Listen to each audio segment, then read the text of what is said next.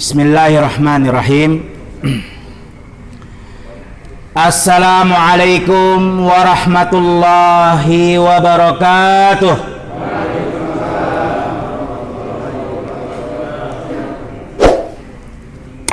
Alhamdulillah. Alhamdulillahi rabbil alamin. Wa bihi nasta'inu ala umuri dunya waddin.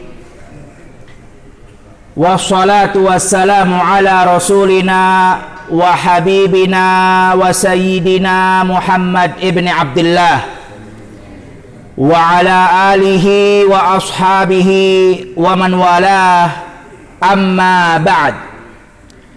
Alhamdulillah, selalu kita memuja dan memuji Allah Subhanahu wa ta'ala atas segala nikmat-nikmat dan anugerah-anugerah yang sangat banyak yang telah Allah berikan kepada kita. Salah satu daripada nikmat yang masih Allah berikan sampai sekarang ini adalah nikmat keimanan, nikmat kesehatan, nikmat waktu luang, sehingga kita dapat melanjutkan peribadatan kita kepada Allah Subhanahu wa ta'ala. Oleh karena itu, sudah menjadi kewajiban kita sebagai hamba Allah Subhanahu wa ta'ala untuk harus selalu bersyukur kepada Allah. Karena Allah Subhanahu wa ta'ala telah mengatakan, la in syakartum la azidannakum. Kalau kita mensyukuri nikmat-nikmat yang telah Allah berikan kepada kita, Allah akan tambahkan lagi nikmat-nikmat yang lain.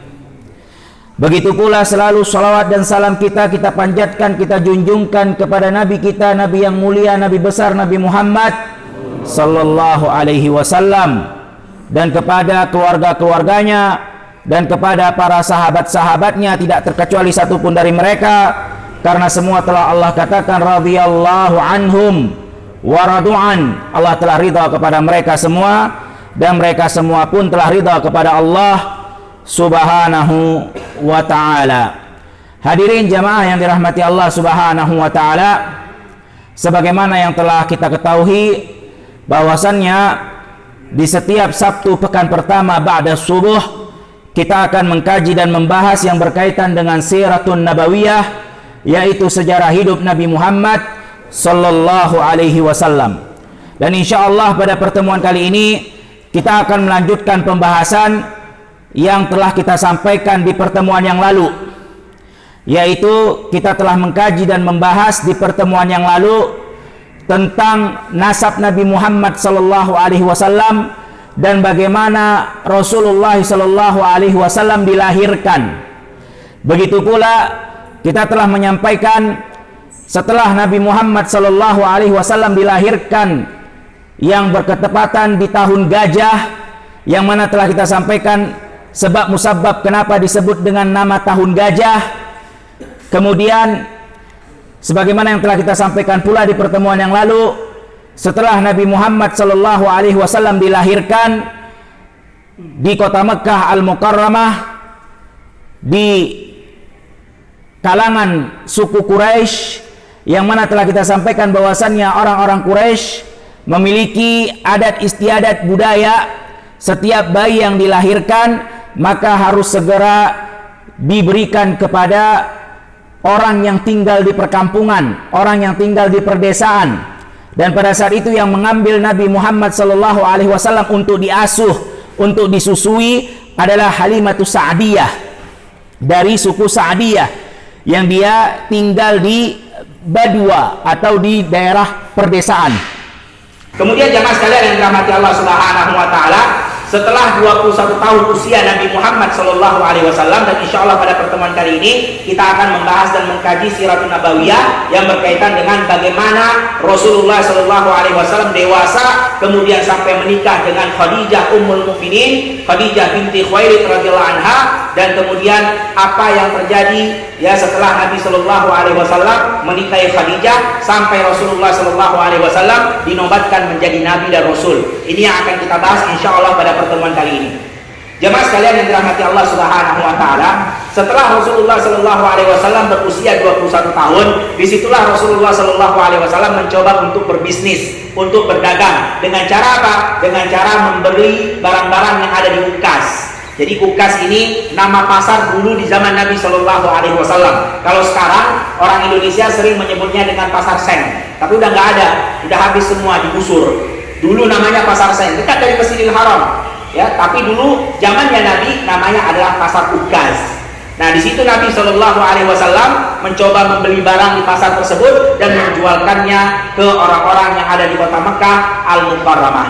Nah, ketika Nabi Shallallahu Alaihi Wasallam menjual barang tersebut, ada seseorang yang bukan dari Mekah Al-Mukarramah datang untuk membeli. Jadi kebetulan orang ini datang dari luar Mekah, dan kita sudah sampaikan dulu orang-orang yang ada di luar Mekah sengaja datang ke Mekah Al-Mukarramah sekalian untuk tawaf dan untuk berdagang. Dan memang ini adalah syariat Nabi Ibrahim alaihissalam. Kita sudah sampaikan di pertemuan yang lalu, ya, bisa disaksikan mungkin di channelnya Masjid Al-Falah, bahwasannya orang-orang Arab itu datang ke kota Mekah Al-Mukarramah karena panggilan Nabi Ibrahim untuk tawaf di rumah Allah Subhanahu wa taala. Jadi udah biasa orang-orang yang ada di luar Mekah datang tawaf, kemudian berbelanja, seperti kita pergi umroh lah, umroh ibadah, kemudian belanja, kemudian pulang begitu. Nah, Nabi Shallallahu Alaihi Wasallam ketika menjual barang-barang yang telah dia beli dari Ukas, ada seseorang yang tidak disebut namanya di dalam kitab Siratun Nabawiyah, wallahu a'lam bishawab, yang jelas orang ini bukan berasal dari kota Mekah, datang membeli barang Nabi Muhammad Shallallahu Alaihi Wasallam. Kemudian setelah dia membayarnya, setelah akad selesai, orang ini menitipkan barang yang telah dia beli kepada Rasulullah Shallallahu Alaihi Wasallam dengan alasan dia ingin tawaf dulu.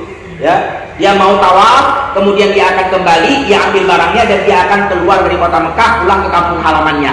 Seperti kita beli barang, titip dulu di toko, saya mau tawaf dulu. Sebelum pulang tawaf dulu, baru setelah itu ambil barangnya, naik bis langsung ke bandara. Begitulah ibaratnya. Nah, pemuda ini, laki-laki ini menitipkan barangnya kepada Nabi Shallallahu Alaihi Wasallam yang telah dia beli. Kemudian dia tawaf. Setelah dia tawaf, ternyata dia lupa untuk mengambil barangnya kembali yang telah dia titipkan ke Nabi Muhammad Sallallahu Alaihi Wasallam, dan dia kembali ke kampung halamannya. Diriwayatkan dalam Siratun Nabawiyah, dari Mekah menuju ke kampung halaman itu 3 hari perjalanan. 3 hari perjalanan sampai ke kampung halamannya. Artinya kalau dia mau kembali ke kota Mekah, maka butuh 3 hari lagi. Jadi 6 hari pulang pergi kalau ingin kembali ke kota Mekah Al-Mukarramah. Nah, pemuda ini setelah sampai ke kampung halamannya, baru dia ingat bahwasanya dia punya barang yang telah dia beli kepada seorang yang bernama Muhammad, dan dia titipkan kepada orang tersebut. Akhirnya dia pun kembali. Jadi udah berapa hari nih? 3 hari, kemudian kembali lagi 3 hari, berarti 6 hari. Ketika dia sampai di kota Mekah Al-Mukarramah, dia menjumpai Nabi Muhammad Sallallahu Alaihi Wasallam dalam keadaan seperti yang dia titipkan barang tersebut. Artinya Nabi Sallallahu Alaihi Wasallam tidak bergerak dari tempatnya selama 6 hari. Subhanallah. Karena memang amanah. Kata pemuda ini, saya titipkan barang saya kepadamu, saya sebentar tawaf, kemudian saya akan kembali. Akhirnya Nabi Shallallahu Alaihi Wasallam menunggu selama 6 hari. Disitulah tersebar berita tersebut di kalangan orang-orang Quraisy, dan disitulah mulai digelar Nabi Muhammad Shallallahu Alaihi Wasallam dengan kata Al-Amin, orang yang terpercaya. Nah, ini asal muasal nama Al-Amin disematkan kepada Nabi Muhammad Sallallahu Alaihi Wasallam. 6 hari Rasulullah tidak bergerak dari tempatnya. Seperti apa yang telah diamanahkan, dia jaga barang tersebut. Dia tidak pergi dari tempat yang telah diamanahkan oleh pemuda tadi. Maka dari situlah jamaah sekalian yang dirahmati Allah Subhanahu wa taala, semua orang-orang Quraisy, orang-orang Mekah mempercayai barang dagangan mereka kepada Nabi Muhammad Sallallahu Alaihi Wasallam. Karena tersebar Al-Amin, Al-Amin, Al-Amin. Yang tadinya Rasulullah Sallallahu Alaihi Wasallam cuma berdagang biasa aja. Akhirnya banyak orang menitipkan barang. Wahai Muhammad, ini barang saya, tolong jualkan. Wahai Muhammad, ini punya saya, tolong dijualkan. Saya titip barang dagangan saya. Karena mereka yakin Nabi Muhammad Sallallahu Alaihi Wasallam tidak mungkin berdusta. Nabi Muhammad Sallallahu Alaihi Wasallam orang yang jujur. Setiap apa yang dia katakan pasti dia kerjakan. Kalau punya di situ ada keuntungan, pasti dia akan berikan. Rasulullah Sallallahu Alaihi Wasallam tidak pernah berbohong. Nah, ini asal muasal disebut Nabi Muhammad Sallallahu Alaihi Wasallam dengan gelarnya Al-Amin. Dan Nabi Muhammad Sallallahu Alaihi Wasallam ketika berdagang memang jujur. Dan Nabi Muhammad Sallallahu Alaihi Wasallam ketika berdagang tidak pernah berbohong. Makanya disebutkan dalam hadis yang sahih, samhan idza ba'a, samhan idza ishtara. Itu sifat seorang muslim seharusnya ketika berdagang. Ketika dia menjual, maka dia akan menjual dengan jujur dan gampang. Ketika dia membeli, maka dia akan membeli dengan jujur dan gampang. Nabi SAW itu punya sifat ketika berdagang. Apa yang ada itu yang dia sampaikan. Ketika ditanya ini barang ini kualitas apa, maka dia bilang kalau kualitas A, kualitas A. Kalau kualitas B, kualitas B. Kalau ditanya mana barang yang paling bagus, dia akan tunjukkan ini yang paling bagus, ini yang nomor 2, ini yang nomor 3, dan ini nomor 4. Dan Nabi SAW mudah dalam menjual dan membeli. Yang jelas dia sudah mendapatkan untung walaupun tidak besar, maka Nabi SAW melepaskan barang tersebut. Begitu juga Nabi SAW ketika membeli, karena Rasulullah SAW muamalah yang baik, jujur, maka orang pun menjual kepada dirinya dengan cara yang gampang. Nah, begitulah seharusnya ayuhal muslimun, wahai jamaah sekalian yang dirahmati Allah Subhanahu wa taala, ketika kita berdagang, maka sampaikanlah apa adanya. Tidak perlu kita berbohong, tidak perlu kita menambah-nambah. Ingat, rezeki itu dari Allah Subhanahu wa taala, bukan karena kepintaran kita, bukan karena kehebatan kita. Kalau memang itu kualitas nomor 2, kualitas nomor 3, bakal ada yang Allah datangkan nanti pembeli yang memang layak membeli barang yang nomor 3. Antum gak usah khawatir. Terkadang ada orang seperti itu pemahamannya. Kalau saya jujur apa adanya, siapa yang mau beli? Kalau saya bilang ini nggak bagus, siapa yang mau beli? Kalau saya bilang ini kurang bagus, siapa yang tertarik? Bakal ada jamaah, jangan khawatir. Rezeki itu dari Allah Subhanahu wa taala. Allah telah menetapkan mana pembeli yang akan membeli kualitas A, mana pembeli yang akan membeli kualitas B. Itu semua sudah ada pasarannya, sudah ada kelasnya. Nggak usah antum khawatir. Yang jelas antum jujur, antum bermudah-mudah dalam menjual. Yang penting sudah mendapatkan untung walaupun tidak banyak. Kalau kita mempermudah urusan orang lain, Allah akan mempermudah urusan kita. Itu yang harus kita ketahui ayuhal muslimun, jamaah sekalian yang dirahmati Allah Subhanahu wa taala. Nah, ketika banyak orang-orang sudah menitipin barang kepada Rasulullah SAW, maka Rasulullah SAW mencoba keberuntungannya untuk berdagang pergi ke negeri Syam. Tadinya cuma pedagang kecil doang, cuma ngambil beberapa barang di pasar lokal dijual. Tapi karena kejujuran Nabi Muhammad SAW, akhirnya banyak orang yang menitipkan barangnya, bahkan ada yang menitipkan modal untuk dikelola agar menghasilkan untung, kemudian dibagi 2. Nah, ketika sudah banyak orang menitipkan modalnya kepada Nabi SAW, maka Nabi pada usia 21 tahun mencoba keberuntungan, bagaimana kalau saya pergi ke negeri Syam, yaitu Palestina.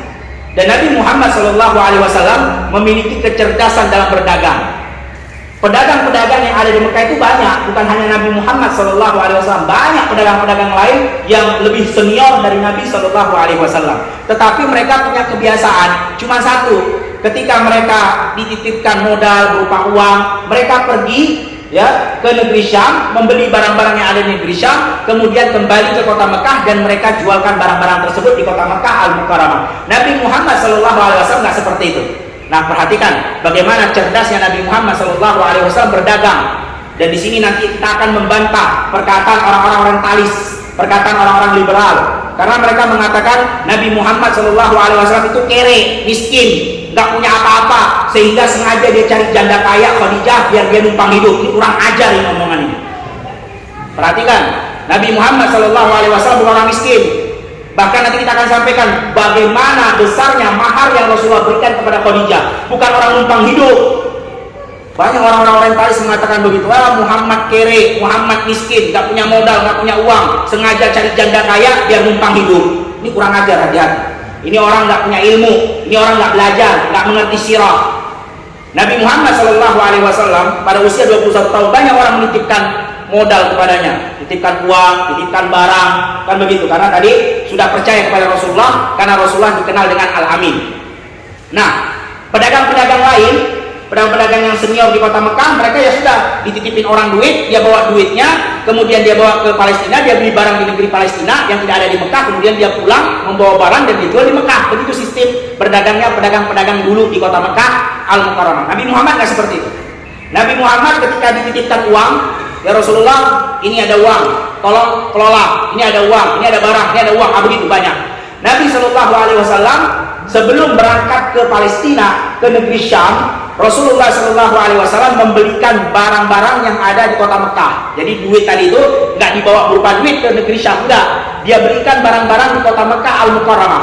Kemudian dia berangkat ke negeri Syam, membawa barang, bukan membawa duit, membawa barang, dan sampai di negeri Syam, dia jual barang-barang kota Mekah tadi di negeri Syam. Dan di negeri Syam nggak ada barang-barang seperti itu. Akhirnya orang-orang negeri Syam pun membelinya. Nah, dapat untung. Setelah dia dapat duit, dia belikan lagi barang yang ada di negeri Syam, dia bawa pulang lagi berupa barang ke kota Mekah, dia jual lagi, double 2 kali untungnya.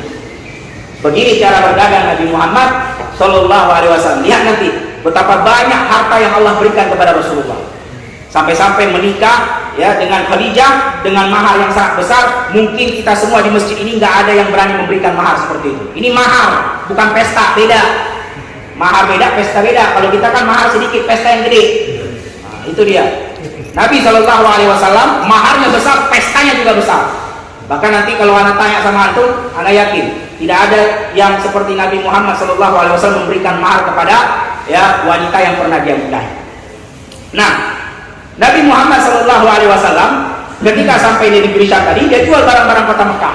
Dan Nabi Shallallahu Alaihi Wasallam tadi sudah kita sampaikan bagaimana cara berdagangnya gampang, muamalahnya baik, murah senyum. Pokoknya dia nggak neko-neko. Ini barang kualitas A, kualitas A. Ini barang kualitas B, kualitas B. Ini agak ya tidak bagus. Dia bilang ini agak tidak bagus. Ini barangnya lebih buruk daripada yang pertama. Dia bilang buruk. Pokoknya kalau mau beli, alhamdulillah. Kalau tidak, ya silakan, ada barang yang bagus, begitu. Dan Rasulullah SAW yakin bahwasanya rezeki dari Allah. Bakal ada orang-orang yang datang akan membeli barang yang memang dia butuhkan. Walaupun itu buruk, pasti ada orangnya yang Allah Subhanahu Wa Taala tetapkan untuk membelikan barang tersebut. Jangan khawatir nanti. Ya, jangan ada mengatakan wah nanti nggak ada yang beli, nanti nggak ada yang tertarik.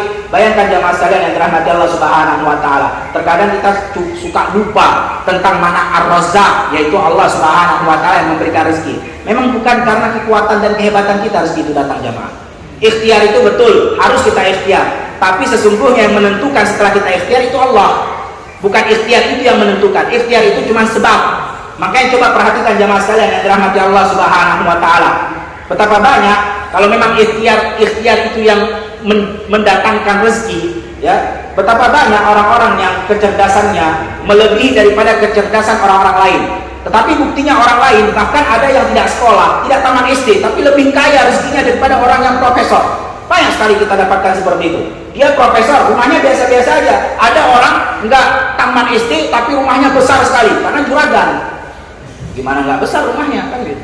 Sedangkan dia profesor, cuma PNS doang, kerja cuma ya ada beberapa yang dia dapat daripada gaji. Sedangkan ini juragan, dia bisa punya usaha yang lain dan yang lain. Nah, itu jamaah menunjukkan bahwasannya rezeki itu yang mendatangkan adalah Allah Subhanahu Wa Taala. Ya, jadi salah ibarat yang mengatakan usaha itu tidak akan mengkhianati hasil. Ini kurang tepat. Tetapi Allah tidak akan mensia-siakan orang yang berusaha. Itu yang benar. Bukan usaha tidak akan mengkhianati hasil. Karena kalau kita bilang usaha berarti kepintaran kita dong. Berarti kecerdasan dan kehebatan kita. Tidak, bukan itu yang mendatangkan rezeki Allah Subhanahu Wa Taala, tapi Allah yang mengatur.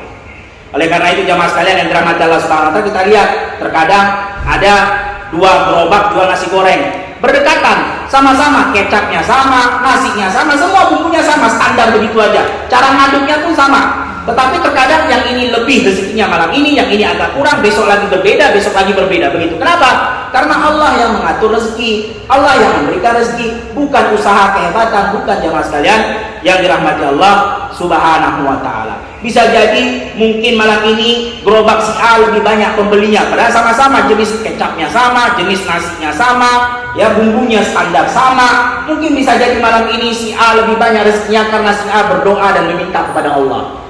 Mungkin si A lebih banyak rezekinya malam ini karena dia sebelum dia berjualan, dia melakukan beberapa ibadah yang Allah Subhanahu Wa Taala cintai. Bisa jadi jamaah. Atau bisa jadi si B kurang rezekinya karena kurang meminta kepada Allah Subhanahu Wa Taala. Oleh karena itu jamaah sekalian yang dirahmati Allah Subhanahu Wa Taala, yang menentukan rezeki itu banyak atau tidak diberikan oleh Allah adalah bagaimana ketakwaan kita kepada Allah Subhanahu Wa Taala. Bukan bagaimana ikhtiar kita, bagaimana kepintaran kita, bagaimana ijazah kita, bukan. Ya, itu hanya sebab saja. Bahkan Allah bisa memberikan rezeki tanpa sebab-sebab tersebut. Makanya kata Allah Subhanahu Wa Taala, "Wa man yattaqillah yaj'al lahu makhraja." Siapa yang bertakwa kepada Allah, Allah berikan jalan keluar, solusi untuk setiap permasalahannya. Wa man yatawakkal fa huwa hasbuh. Siapa yang bertawakal betul-betul kepada Allah, Allah yang cukupkan dirinya. Jadi bukan siapa yang pintar, siapa yang ijazahnya S3, bukan. Tapi siapa yang bertakwa dan bertawakal kepada Allah, Allah cukupkan dan Allah berikan solusi jalan keluar untuk setiap permasalahan. Nah, Rasulullah SAW, bayangkan jemaah, dalam keadaan bermuamalah yang baik, sam'an idza ba'a, sam'an idza ishtara, maka orang-orang negeri Syam pun suka kepada Rasulullah. Akhirnya mereka pun membeli barang-barang Nabi Muhammad SAW, dan Nabi Muhammad SAW tidak terlalu susah untuk menjual. Pokoknya sudah dapat untung, dia lepas barang tersebut. Nah, ini juga pelajaran untuk kita jemaah sekalian yang dirahmati Allah Subhanahu wa taala. Jual beli itu bukan hanya tolak ukurnya untung atau rugi, bukan. Tetapi jual beli itu adalah ibadah. Itu perintah Allah Subhanahu wa taala. Wa ahallallahu al-bai'a wa harrama riba. Allah halalkan jual beli dan Allah haramkan riba. Oleh karena itu ibadah karena perintah Allah. Maka ketika kita berdagang, ketika kita menjual barang, maka anggaplah itu adalah ibadah, walaupun tetap memang harus untung, tapi untung itu biasa saja. Selepas kita mendapatkan untung, tapi kita juga harus membantu orang lain. Oleh karena itu tidak masalah jemaah, tidak perlu sekali kita mengotot. Kadang ya pokoknya untungnya harus sekian, kalau kurang sedikit saya nggak mau. Nah, itu jangan seperti itu cara berdagang. Cara berdagang itu kata Rasulullah, lembut gampang menjual, lembut gampang membeli. Yang penting dia sudah tidak rugi dan modalnya kembali dan ada untung untuk memutar barang kembali, maka alhamdulillah lepas saja. Ya, saling wa ta'awanu 'alal birri wat taqwa, tolong menolong dalam kebaikan dan ketakwaan. Nah, dalam satu hari Rasulullah SAW berhasil menjual seluruh barang yang dia bawa dari Mekah. Semua dibeli oleh orang-orang Palestina, orang-orang negeri Syam. Nah, setelah itu Rasulullah SAW mendapatkan untung yang banyak dan dia memutar kembali uang tadi dengan cara membeli barang yang di negeri Syam. Dan orang-orang negeri Syam pun sudah mengenal Rasulullah SAW. Akhirnya orang Syam pun gampang, ya sudahlah. Yang penting sudah dapat untungnya, mereka berikan. Mana duitnya? Ambil barangnya. Pada hari itu juga Rasulullah langsung kembali ke kota Mekah Al-Mukarramah. Nah, ini juga jamaah sekalian yang dirahmati Allah Subhanahu wa taala, kunci kenapa Rasulullah SAW mudah sukses dalam berdagang. Jadi, setelah selesai urusannya, setelah Rasulullah SAW menjual barang dagangannya di negeri Syam, satu hari habis, langsung Rasulullah SAW membeli barang yang lain dan langsung segera pulang ke Mekah. Sedangkan orang-orang yang berdagang atau pedagang-pedagang lain yang ada di kota Mekah itu punya kebiasaan, ketika mereka sampai di negeri Syam, di Palestina, mereka nggak langsung membeli barang dan pulang ke kota Mekah, enggak. Biasa, relax dulu, sampai istirahat, kemudian main-main dulu, cuci mata, ya kan, foya-foya, main perempuan, kemudian baru pulang ke Mekah. Nah, itu kebiasaan pedagang-pedagang di kota Mekah Al-Mukarramah. Sehingga perhatikan, ketika Nabi SAW sampai di kota Mekah, pedagang-pedagang lain belum pulang dan dia sudah bawa barang. Ya, akhirnya orang-orang yang ada di Mekah membeli barang Nabi Muhammad SAW tanpa ada saingan satupun. Karena belum ada yang pulang, Rasulullah sudah pulang duluan dan orang butuh barang. Akhirnya Nabi SAW sampai di kota Mekah, barang itu langsung diborong oleh orang-orang Mekah, sehingga Nabi SAW mendapatkan 2 kali keuntungan. Dan Nabi SAW langsung memberikan keuntungan tersebut kepada pemiliknya masing-masing. Karena tadi kan ada yang menitip, ada punya orang, nah diberikan langsung. Hari itu juga tidak menunggu lama. Dan ini harus kita perhatikan jamaah sekalian yang dirahmati Allah Subhanahu wa taala. Karena sifat Nabi itu apa kata Rasulullah, kata Allah Subhanahu wa taala, laqad kana lakum fi Rasulillah uswatun hasanah. Pada diri Nabi sallallahu alaihi wasallam ada suri teladan yang harus kita contohi. Nah, ini salah satu sifat Nabi sallallahu alaihi wasallam yang harus kita contohi. Jangan menunda-nunda suatu hal apapun. Segerakan jemaah. Apapun itu, berdagang, beribadah, jangan ditunda-tunda. Jangan sampai kita mengatakan nantilah. Hati-hati jemaah. Kata Rasulullah sallallahu alaihi wasallam, nanti itu adalah jebakan syaitan. Kalau kita bilang nantilah, bentar lagi ini, besok ajalah, sebentar lagi lah, kita nggak tahu apa yang akan terjadi pada masa depan. Kita nggak tahu, karena tidak ada yang mengetahui perkara gaib masa depan kecuali Allah Subhanahu wa taala, dan kita tidak tahu kapan usia dan umur kita ini habis. Kita nggak tahu jemaah. Bisa jadi mungkin kalau kita bilang nanti sore lah, atau sebelum sore Allah Subhanahu wa taala sudah mencabut nyawa kita. Bagaimana? Yang jelas kematian itu pasti datang. Apa kata Allah Subhanahu wa taala? Ya, kullu nafsin dha'iqatul maut. Semua yang bernyawa pasti mati. Dan sifat kematian itu dia datang tiba-tiba, nggak ada yang tahu. Yang jelas mati pasti datang. Tapi kapan datangnya nggak ada yang tahu. Yang jelas kata Allah Subhanahu wa taala, apa kata Allah Subhanahu wa taala? Ya, la yastakhiruna sa'atan wa la yastaqdimun. Kematian itu yang jelas kalau datang tepat waktunya, tidak bisa diundur, tidak bisa dimajukan. Kita nggak tahu kapan datangnya. Oleh karena itu jamaah sekalian yang dirahmati Allah Subhanahu wa taala, melakukan apapun terutama ibadah jangan ditunda-tunda. Kalau memang kita hari ini mau sedekah, maka hari ini keluarkan sedekah itu. Kalau memang kita ada rencana hari ini baca Al-Qur'an, maka segera baca Al-Qur'an. Jangan bilang nanti-nanti. Kita nggak tahu, dan itu hati-hati, itu jebakan setan. Setan itu suka mengangan-angankan kepada manusia. Ya, nanti gampang lah. Masih muda ini jangan tergesa-gesa. Ntar aja kalau udah pensiun baru taubat ke masjid, baru sholat jamaah. Ini hati-hati jemaah. Belum pensiun ternyata malaikat maut sudah datang mencabut. Ya hati-hati. Kalau memang kita mau taubat sekarang hari ini juga. Jangan bilang nanti-nanti. Ya, dan jangan jadikan takdir itu sebagai alasan. Terkadang ada orang mengatakan, "Alah, nggak usah suruh saya taubat lah, nggak usah suruh saya ke masjid. Nanti kalau udah waktunya tiba ke masjid juga kok." Nah, ini orang yang berdalil beralasan dengan takdir. Nanti kalau Allah udah takdirkan saya taubat juga kok. Takdir memang telah Allah tentukan, betul. Tetapi kita nggak tahu takdir kita. Oleh karena itu jangan pernah menunda. Yang jelas kata Rasulullah Sallallahu Alaihi Wasallam, "I'malu fa kullu muyassar liman khuliqa." Kerjakan aja hari ini yang kalian mudahkan, kerjakan. Jangan bilang nanti-nanti. Yang jelas takdir itu tidak ada yang tahu. Kita nggak bisa beralasan dengan takdir. Maka hati-hati jamaah. Kata para ulama, orang yang beralasan dengan takdir itu tipe manusia cuma dua aja. Tipe manusia cuma dua. Yang pertama malas.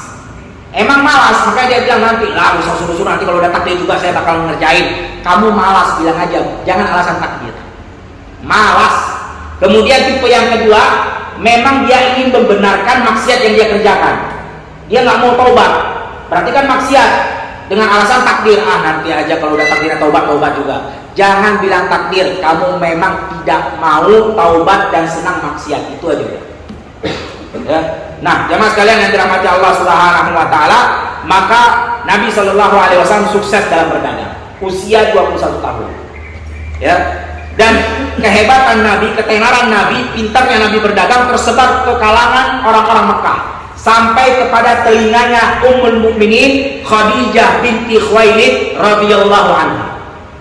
Nah, Khadijah ini bukan sembarangan orang. Disebutkan dalam Siratun Nabawiyah, dia seorang wanita janda.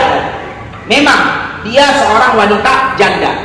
Tapi hartanya itu kalau dibandingkan dia sendiri dikumpulkan harta dia, itu setara dengan pedagang-pedagang seluruh yang ada di kota Mekah.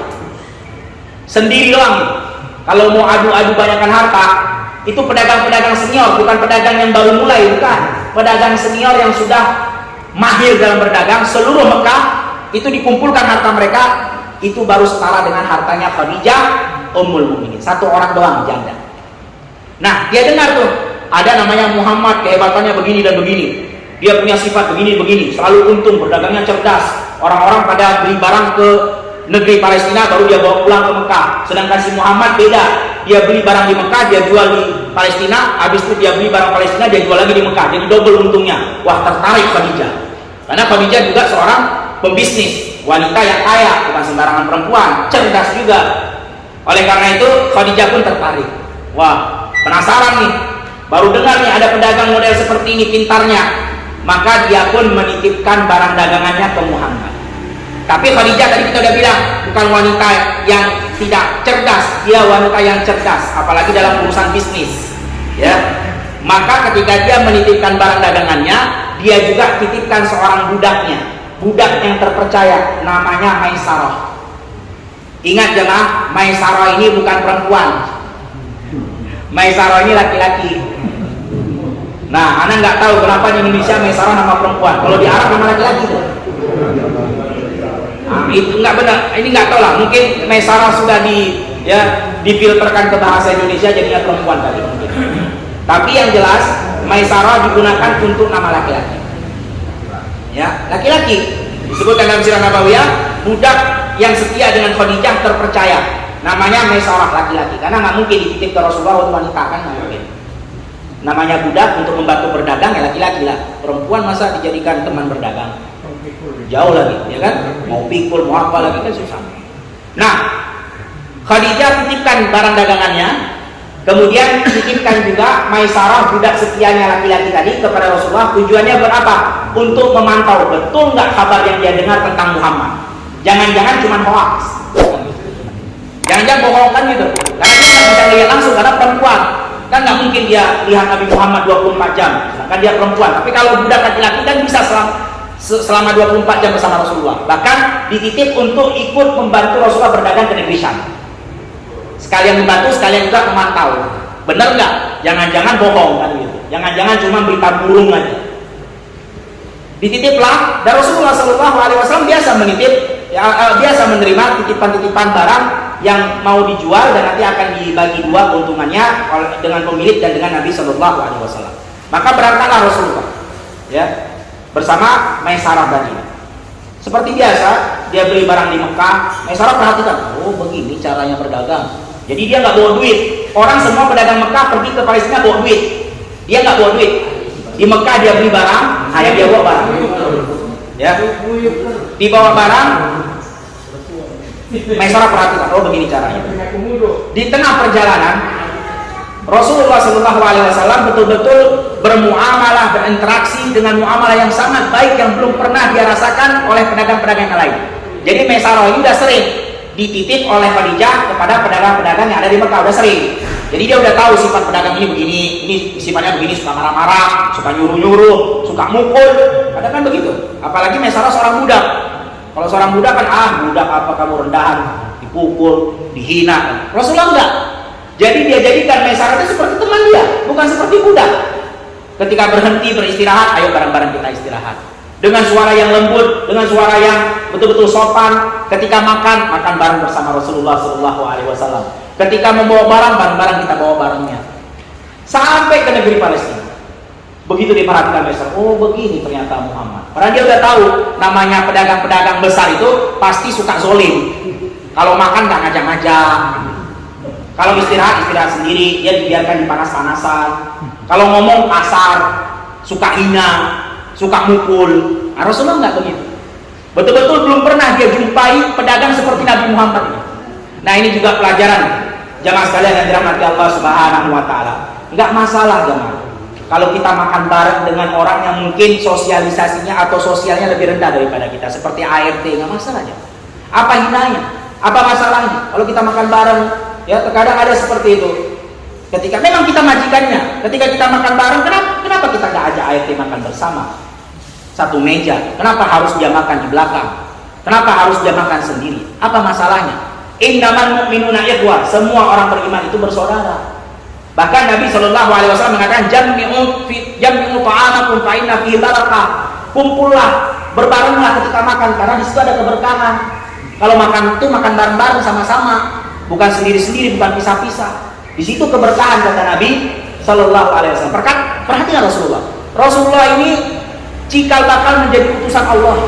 Rasulullah ini keturunan yang mulia, dia cucunya raja kota Mekah. Karena kakeknya Abdul Muthalib raja, kita bilang. Makan sama budak. Makan bareng sama budak biasanya. Ngobrol, istirahat sama, duduk bareng, enggak masalah, apa masalahnya? Inna akramakum indallahi atqakum. Hati-hati jamaah, kata Rasulullah SAW, sesungguhnya yang paling mulia di sisi Allah adalah orang yang paling bertakwa. Bukan orang yang paling pintar, orang yang paling banyak hartanya, orang yang paling gagah, paling ganteng, tidak. Yang paling bertakwa itu yang paling mulia di hadapan Allah Subhanahu wa ta'ala. Nah, sampailah di gereja Bahirah yang tadi kita bilang pada usia 12 tahun tadi. Jadi kan Rasulullah 12 tahun pernah dibawa sama Abu Thalib pamannya ke gereja Bahirah tadi. Nah, ketika umur 21 tahun dia kembali lagi ke negeri Syam dan dia lewati lagi gereja yang sama. Tapi pendeta Bahirahnya udah nggak ada, tapi murid-muridnya masih hidup. Nah, murid-muridnya ini punya kebiasaan seperti gurunya yaitu Bahirah tadi. Setiap ada kafilah pedagang Arab yang lewat, karena memang gerejanya itu persis di tempat dilaluinya pedagang-pedagang Arab tadi. Nah, dia lihatin tuh, ini pedagang ini gimana nih? Ketika dia melihat kafilahnya Rasulullah Shallallahu Alaihi Wasallam yang cuma 2 orang, Rasulullah dengan tadi Maisarah, dia lihat tanda-tanda kenabian, ada awan mengikuti Rasulullah. Pokoknya semua pedagang di sana, pedagang di sini, itu semua kepanasan, kecuali Nabi Muhammad Shallallahu Alaihi Wasallam di siang hari, awan menaunginya. Kemudian ketika Rasulullah Shallallahu Alaihi Wasallam duduk, itu pohon merunduk untuk meneduhi Nabi Shallallahu Alaihi Wasallam. Kemudian ya pendeta tadi ini pun bertanya kepada Maisarah untuk memastikan ini betul tidak tanda kenabian. Bertanya kepada Maisarah, siapa orang yang ada bersamamu? Maka Maisarah pun dengan lugunya, dengan jujurnya mengatakan, dia itu keturunan dari Quraisy, bapak dan ibunya udah nggak ada, dia itu perilakunya jujur, begini-begini, disegani sama orang-orang Mekah, dia itu berasal dari Mekah, begini. Pokoknya semua tentang riwayat Nabi Shallallahu Alaihi Wasallam disampaikan apa adanya oleh Maisarah kepada pendeta tadi. Maka kata pendeta tadi, jagalah orang ini baik-baik, karena dia bakal menjadi nabi yang diikuti oleh pengikut yang sangat banyak, dan dia memiliki urusan yang sangat istimewa. Wah, Maisarah itu tambah lagi kan informasi. Karena ini informasi ini bakal disampaikan kepada Khadijah ketika dia pulang. Dia udah melihat begitu jujur, kepintaran berdagangnya, perilaku baiknya, ditambah dengan kata pendeta, ini bakal menjadi orang istimewa. Ini bakal saya laporin sama majikan saya Khadijah. Ini benar ternyata. Kabar yang didengar ini bukan kabar burung, ini benar. Sampai ke Palestina, ternyata Maisarah takjub lagi.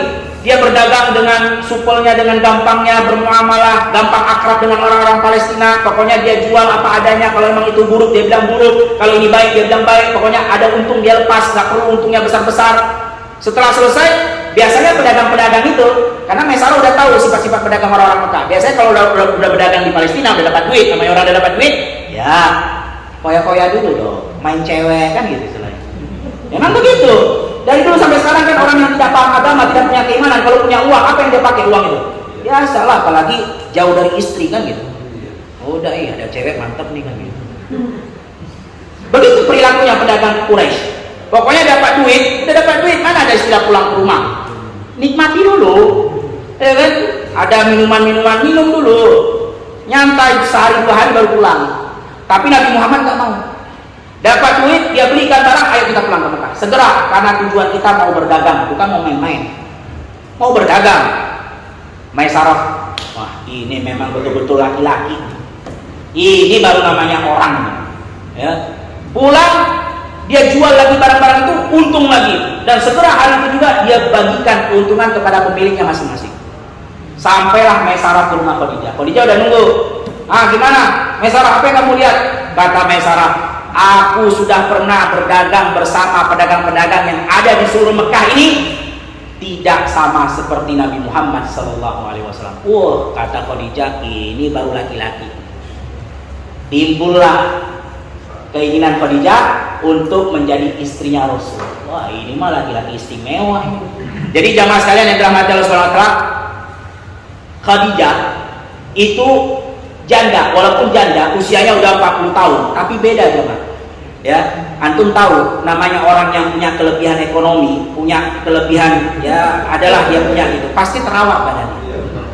Di mana-mana itu dari dulu sampai sekarang. Memang beda, usia 40, tapi namanya perawatan nggak mungkin mengkhianati kan gitu. Apalagi ini hartanya banyak. Ya kan? Dan Khadijah memang wanita yang cantik. Saking cantiknya, biarpun dia udah janda, beberapa puluh banyaknya pedagang-pedagang sukses. Ini pedagang sukses nih, bukan pedagang sembarangan. Pedagang yang memang dihormati dan banyak harta. Datang melamar Khadijah, ditolak mentah-mentah. Karena Khadijah, biarpun saya janda, saya punya harta kan nih. Cantik pula lagi. Udahlah, udah cantik punya harta, gampang nolak orang. Kamu siapa? Apalagi harta dia tadi kita udah bilang, harta dia doang dikumpulkan itu setara dengan pedagang-pedagang yang ada di kota Mekah semuanya. Jadi udah terkenal Khadijah ini suka nolak laki-laki yang datang melamar dia, tolak. Nah, sana pergi itu. Ternyata Khadijah ingin menawarkan dirinya untuk jadi istrinya Rasulullah SAW. Gempar ini berita. Ya kan? Pedagang-pedagang lain ditolak, ini sama anak baru kemarin dagang. Kan baru setahun dagangnya, belum terlalu besar, mau ditawarkan dirinya untuk menjadi istri. Tapi Khadijah wanita yang mulia. Dia tahu ya adab istiadat. Dia tahu sopan santun. Dia nggak kurang ajar begitu aja. Rasulullah nikahin saya. Enggak, malu dong. Di mana kehormatan kan? Nah, Khadijah bercerita kepada temannya namanya Nafisah. Ini temannya Khadijah, sekaligus masih ada kekerabatan dengan Rasulullah. Ceritainlah, wahai Nafisah, kau tahu nggak cerita tentang Muhammad? Kata Nafisah, iya. Nah, aku juga dengar berita itu. Aku rencananya mau jadi istrinya dia. Kalau dia mau, tolong dong bicarakan ke Rasulullah. Ah, begitu. Karena nggak mungkin kalau dia minta tolong kepada budaknya Mesarah tadi, kan budak laki-laki juga. Ya nggak mungkin dia sampaikan gitu, malu dong. Tapi kalau sama teman wanitanya Nafisah nggak apa-apa. Kata Nafisah, betul. Ya udah, gampang, kelar itu urusan. Memang mak comblang. Nafisah datang ke Rasulullah Shallallahu Alaihi Wasallam. Kata Nafisah, wahai Rasulullah, wahai Muhammad, kenapa engkau belum menikah? Biasalah pertanyaan dulu, jangan langsung ditawarin juga, nanya dulu.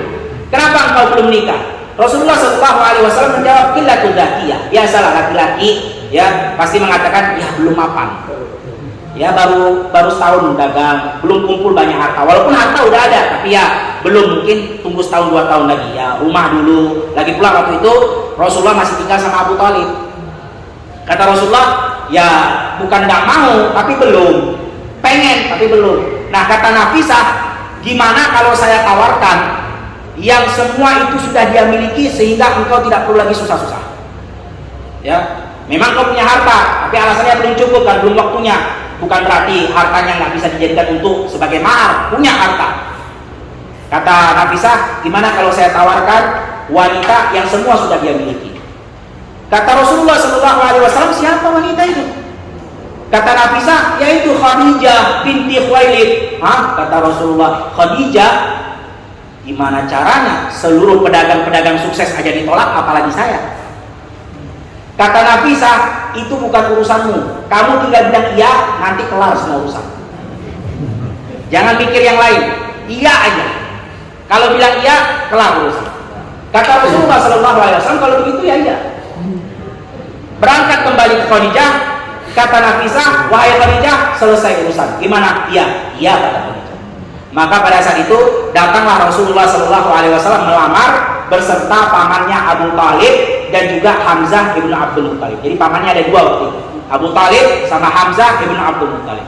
Dan Rasulullah Shallallahu Alaihi Wasallam menikahi Khadijah dengan mahar 20 ekor onta. Antum tahu sekarang onta biasa yang paling kecil aja harganya 20 juta. Itu yang paling kecil, paling murah, yang paling kurus. Kalau di atas itu bisa sampai 40 juta. Bikinlah, anggaplah, walaupun nggak mungkin Rasulullah mengasihkan onta paling murah, onta standar aja, standar 40. Bikinlah biasa aja 20 juta 1 ekor. 20 ekor berarti berapa juta?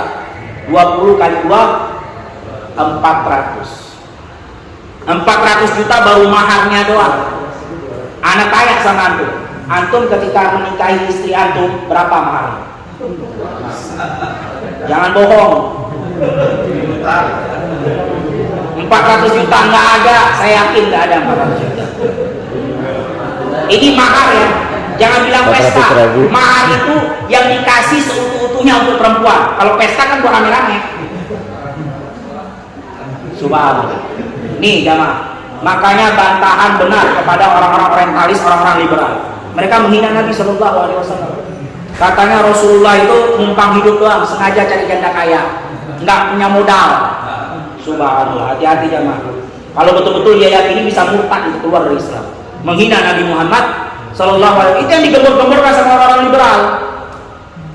Bahkan ada juga, subhanallah, ya, orang yang keluar dari Islam, murtad, masuk agama lain dengan alasan katanya Rasulullah Sallallahu Alaihi Wasallam mengingkari apa yang dia perintahkan sendiri. Jadi katanya apa? Kata Rasulullah, umatnya itu cuma boleh menikah sebanyak 4 wanita, poligami, 4 perempuan. Nah sedangkan Rasulullah lebih nikah dari 4. Kemudian sengaja cari janda-janda yang kaya. Memang suka ngubar hawa nafsu, kata mereka orang-orang liberal. Ini orang nggak belajar ini. Rasulullah Shallallahu Alaihi Wasallam betul istrinya lebih daripada 4, tapi itu kekhususan untuk Rasulullah. Dan memang itu haknya Allah Subhanahu Wa Taala berikan kepada Rasulnya. Memang kita umatnya cuma 4, nggak boleh lebih, haram kalau lebih. Rasulullah lebih dari 4 karena itu kekhususan, makanya belajar. belajar. Ada beberapa hal yang Rasulullah Shallallahu Alaihi Wasallam menikahi wanita itu bukan karena hawa nafsu. Dan Nabi Shallallahu Alaihi Wasallam memang menikahi wanita-wanita lebih dari 4 bukan karena hawa nafsu, jemaah. Ada beberapa hikmah kata para ulama. Bisa jadi Rasulullah Shallallahu Alaihi Wasallam menikahi wanita itu karena ingin menolong wanita tadi. Contohnya seperti apa? Seperti Ummu Salamah. Ummu Salamah wanita udah tua, dia udah nggak mampu lagi, memang ditolong oleh Nabi Shallallahu Alaihi Wasallam dengan cara menikahinya, biar Rasulullah Shallallahu Alaihi Wasallam bisa menafkahinya. Makanya perhatikan, saking tuanya Ummu Salamah tidak bisa melayani Rasulullah Shallallahu Alaihi Wasallam sampai-sampai jatah waktunya diberikan kepada Aisyah. Dan ini Allah yang suruh. Begitu juga Rasulullah Shallallahu Alaihi Wasallam kalau dia menikahi mungkin wanita yang muda bukan karena hawa nafsu juga, kata para ulama, bisa jadi itu untuk menjelaskan satu hukum. Contohnya seperti menikahi Zainab binti Jahash. Ini Zainab binti Jahash cantik, muda, orang kaya, tokoh Quraisy lah. Ini Zainab binti Jahash masih termasuk keluarga Nabi Shallallahu Alaihi Wasallam. Dinikahi oleh Rasul untuk menunjukkan apa? Untuk menunjukkan satu hukum. Jadi Zainab binti Jahash ini dulu sempat menikah dengan Zaid bin Haris. Zaid bin Haris ini dulu adalah budaknya Khadijah. Kemudian ketika menikah dengan Rasulullah, Khadijah hadiahkan Zaid kepada Rasulullah. Rasulullah kemudian bebaskan, merdekakan Zaid. Sampai-sampai datang orang tuanya ya kepada Zaid dan menawarkan diri, "Wahai Zaid, kembalilah kepada kami." Kata Zaid, "Nggak mau, saya lebih memilih Rasulullah daripada orang tua saya." Nah, saking begitunya dia cinta kepada Rasulullah, sampai-sampai orang-orang musyrikin Quraisy menggelar Zaid dengan kata anak angkat Rasulullah. Makanya dulu ada namanya Zaid bin Muhammad, tapi kemudian Allah batalkan, nggak boleh, karena itu bukan anak kandung. Anak angkat nggak boleh dinisbatkan kepada nama orang tua atau nama selain daripada orang tuanya. Nah, Zaid bin Haris pernah menikahi Zainab binti Jahash, berarti kan bukan anak kandung. Orang biasa, anak angkat tinggal di rumahnya bersama Rasul, kemudian menikah dengan Zainab. Nah, kemudian setelah itu cerai karena satu konflik, karena Zainab waktu itu disebutkan bahwasannya dia nggak bisa setiap kali melihat si Zaid pasti yang terbayang sama dia dulu bekas budak begitu. Akhirnya ya udahlah, Rasulullah sudah menasihati sabar, tapi memang udah nggak bisa karena mentalnya terganggu, ya udah cerai dengan baik-baik. Nah, pada saat itu Allah Subhanahu wa taala perintahkan untuk menikahi Zainab agar apa? Agar jelas kepada umatnya bahwasanya tidak masalah menikahi mantan istri anak angkat yang bukan anak sendiri. Nggak masalah aja. Nah ini, biar orang paham bahwasanya anak angkat itu nggak sama dengan anak kandung, beda. Anak angkat ya anak angkat, anak biasa aja, anak orang. Cuman kita besarkan, cuman bersama kita hidupnya di rumah. Tapi kalau dalam nisbah, waris ataupun pernikahan dia nggak ada apa-apanya karena anak angkat. Nah ini jemaah, bukan karena hawa nafsu. Begitu juga terkadang Rasulullah SAW menikahi wanita yang muda seperti Aisyah, begitu juga menikahi wanita yang cantik dan muda seperti Hafsah, putrinya Umar ibn Khattab. Itu bukan karena hawa nafsu, disebutkan oleh para ulama karena ingin mengangkat derajat sahabat-sahabatnya, biar sahabatnya itu lebih mulia lagi nanti ketika menghadap Allah Subhanahu wa taala. Abu Bakar dan Umar, kan Umar adalah sahabat Nabi yang paling mulia di antara sahabat-sahabat yang lain yang paling Rasulullah cintai. Nah, ketika anaknya dinikahi sama Rasulullah, berarti kan derajatnya lebih tinggi lagi di hadapan Allah Subhanahu wa taala karena menjadi mertuanya Rasulullah. Nah, itu maksudnya. Makanya jamaah sekalian yang dirahmati Allah Subhanahu wa taala, kalau kita berpoligami karena hawa nafsu, kebanyakan poligami itu nggak benar dan hancur. Antum kalau poligami karena hawa nafsu, betul. Biologis memang iya, kita butuh kepada itu. Tapi bukan itu intinya, karena biologis paling cuma setengah jam selesai. 1 jam paling lama udah. Habis itu apa sisanya? Sisanya adalah ibadah. Kita nafkahi, kita harus sabar dengan sifatnya, harus mendidiknya, harus betul-betul memberikan haknya. Tidak boleh kita langgar kewajiban yang harus kita kerjakan kepadanya. Jadi orang yang berpoligami itu jangan antum kira cuma nikmatnya doang. Ada yang begitu. Oh, kamu istri berapa? 1. Saya udah 2. Seolah-olah satu hal yang harus dibangga-banggakan atau ditampak-tampakkan. Memang betul itu sunnah. Tapi antum jangan berpikir, oh enak ya, hanya sebatas biologis. Jangan. Karena sebenarnya orang yang berpoligami itu sama aja menambah hal ekstra. Nambah apa? Nambah waktu. Nambah apa? Nambah harta harus. Nambah lagi pengeluaran. Nambah lagi pikiran. Nambah lagi ya siasat untuk berumah tangga. Karena setiap rumah tangga itu punya cara masing-masing. Nah itu jemaah. Ya, nah jadi Nabi Shallallahu Alaihi Wasallam perlu diketahui menikah dengan Khadijah bukan pengen numpang hidup, satu. Yang kedua, Rasulullah adalah pedagang, punya harta, dia memberikan mahar 20 ekor onta, bukan miskin, dia cuma mengembala kambing sampai usia 21. Setelah itu 21 dan seterusnya dia berdagang dan sukses. Kemudian ketahuilah, poligami yang dilakukan oleh Rasulullah SAW bukan hanya sekedar nafsu ataupun kebutuhan biologis, bukan. Memang iya, ketika menikah ada kebutuhan biologis di dalam itu, tapi itu hanya berapa persen aja. Sisanya adalah karena perintah Allah Subhanahu wa Ta'ala, karena ada sesuatu yang diinginkan, berupa memuliakan sahabatnya, atau berupa membantu wanita yang memang sudah tidak mampu, atau waktu itu menjelaskan satu hukum yang harus jelas kepada umatnya. Nah, ini jamaah sekalian yang dirahmati Allah Subhanahu wa Ta'ala. Mungkin itu yang bisa kita sampaikan pada pertemuan kita kali ini, karena sudah waktunya syuruk, ya. Wallahu a'lam bishawab. Ya, kita cukupkan sampai di sini majelis dengan membaca doa kafaratul majelis. Subhanallahumma wa bihamdika asyhadu an la ilaha illa anta astaghfiruka wa atubu ilaik. Assalamualaikum warahmatullahi wabarakatuh.